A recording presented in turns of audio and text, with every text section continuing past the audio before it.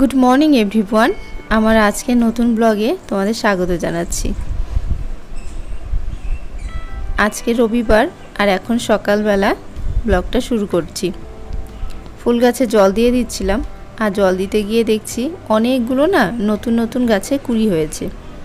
দু একটা কুঁড়ি বেশ অনেক দিন থেকেই হচ্ছে, কিন্তু ফুল ফুটছে না। অপেক্ষা করে আছি কবে ফুল ফুটবে। আসলে নিজে হাতে গাছ লাগানোর পর সেই গাছে যদি ফুল কিংবা ফল হয় তাহলে কিন্তু খুব আনন্দ লাগে। তো দেখো, তারপর চলে এসেছি রান্নাঘরে।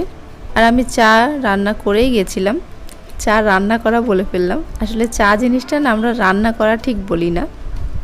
আর এখানে বিড়ালটা দেখো বাইরের দিকে এক মনে তাকিয়ে আছে। কিছুদিন বৃষ্টি হওয়াতে এই যে এই গাছটা দেখতে পাচ্ছ নিচে, যে ফুল গাছটা, এই গাছের আমি নামও জানি না, আর ফুলগুলো এই গাছের নামটা সত্যি আমি জানি না।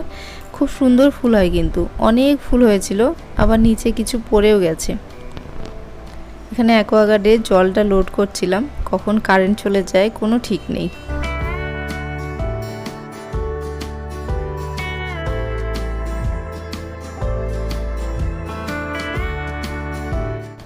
সকালের কাজকর্ম তো শেষ হলো, এবার দুপুরের কাজ আবার শুরু হলো। সারাদিন কিন্তু সংসারে কাজ করলে কম না, টুকিটাকি লেগেই থাকে। তো দেখো এখন মাছ কেটে নেব। আর আজকের মাছটা আমি একটা ছুরি কাঁচি দিয়েই কাটবো। আসলে আমি যে বটিটা কিনেছিলাম, বটিটা ব্যবহার না করতে করতে ধারটা প্রায় চলেই গেছে, তার জন্য এখন আর সেরকম ব্যবহার করি না। মাছগুলো ফ্রিজে ছিল বলে একদম বরফে ছিল।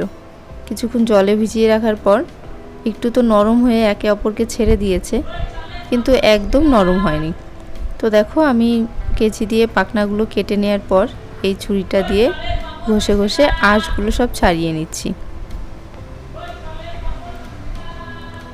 বাটা মাছের আঁশ আমি বলেই থাকি যে ছাড়তে একটু কষ্ট হয়, অনেকটা সময় লাগে। তো খুব ভালোভাবে দেখো আঁশগুলো ছাড়িয়ে নিলাম। এবার কানগুলো এই কেচিটা দিয়েই কেটে নেব। খুব একটা কিন্তু সময় লাগে না, আর বাটা মাছের কানগুলো কিন্তু খুব একটা শক্ত হয় না। ছোট কেচি হলে কি হবে, এতেই কিন্তু হয়ে যায়। আগে একটা চাকু দিয়ে পেঁয়াজও কাটতে পারতাম না, আর এখন সমস্ত কিছুই কাটতে শিখে গেছি। সবই সময়ের সঙ্গে সঙ্গে পরিবর্তন হয়।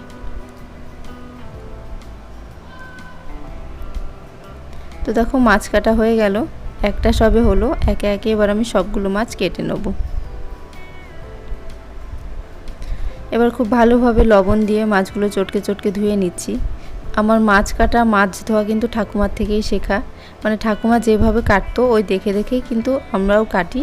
হাতে ধরে কখনো শেখা হয়নি, যে কোনো কিছু কাজ দেখে দেখে যতটা শেখা। এবার দেখো লবণ আর হলুদ ভালোভাবে মাখিয়ে নিচ্ছি।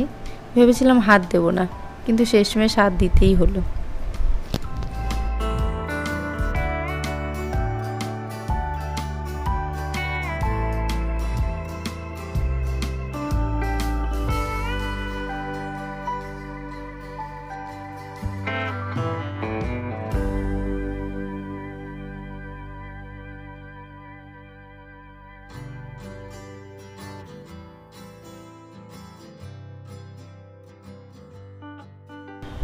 মাছগুলো একদম কড়াভাবে ভেজে নিয়েছি। আর আজকে মাছের ঝোল হবে আলু আর পটল দিয়ে। শুভ্র আলু পটল দিয়ে মাছের ঝোল খেতে বেশ পছন্দ করে। আর করব এখানে একটা নিরামিষ সবজি। এখানে আজকে আলুর পরিমাণটা একেবারেই কম দিয়েছি। বরবটি, কুমড়ো, ঝিঙে সমস্ত কিছু দিয়ে আজকে এই নিরামিষ তরকারিটা হবে। আর কিছুদিন থেকে আমাদের দুজনারই সবজি খেতে কিন্তু বেশ ভালো লাগছে। রান্না করার পরে তার থেকে বড় কাজ হচ্ছে রান্নাঘর পরিষ্কার করা, আর সেই কাজটাই আমার হয়ে গেছে। খুব ভালোভাবে রান্নাঘরটা পরিষ্কার করে নিলাম। এই যতক্ষণ এই রান্নাঘর পরিষ্কার না হয় ততক্ষণ কিন্তু মনটা শান্তি হয় না। ঘর দোরও মুছে নিয়েছি। আর আজকে বাইরেটা মেঘলা, কিছু জামা কাপড় কেচেছিলাম। মেঘ দেখে এখন মনটাই খারাপ হয়ে গেল, ভাবছি শুকাবে কিনা, আবার বৃষ্টি আসবে কিনা।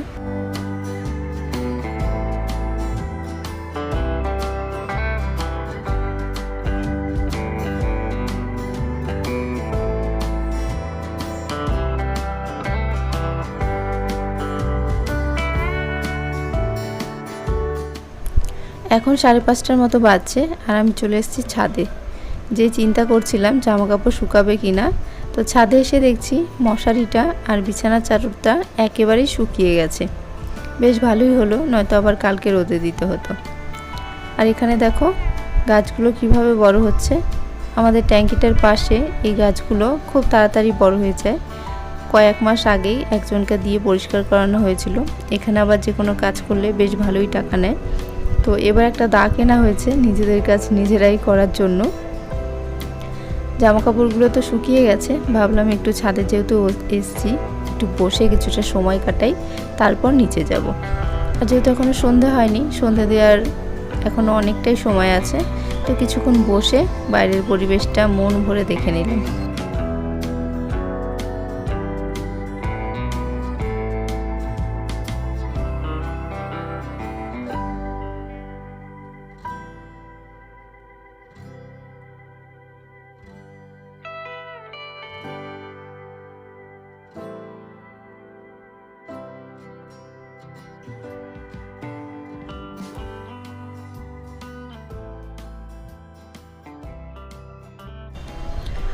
এবার চলে এসেছি নিচে। আর এই জায়গাটা দেখতে এত পুরনো মনে হয়, কি বলবো। পুরনো মনে হয় বলবো না, খুবই পুরনো, একদম ছাল চামড়া উঠে গেছে দেওয়ালের। তো দেখো ঘরে চলেও এসেছি। এবারের কাজ হচ্ছে বিছানাটা পরিষ্কার করে নেওয়া। বিছানার চাদর যতক্ষণ ঘরে না পাতা থাকে ততক্ষণ কিন্তু ঘরটা খুবই অগোছালো অপরিষ্কার মনে হয়। চাদর পাতা মানে একদম ঘর টিপটাপ পরিষ্কার। তো চলো আজকের ব্লগটা এইটুকুই। তোমাদের ভালো লাগলে একটা লাইক করো, চ্যানেলটার পাশে থেকো। ভালো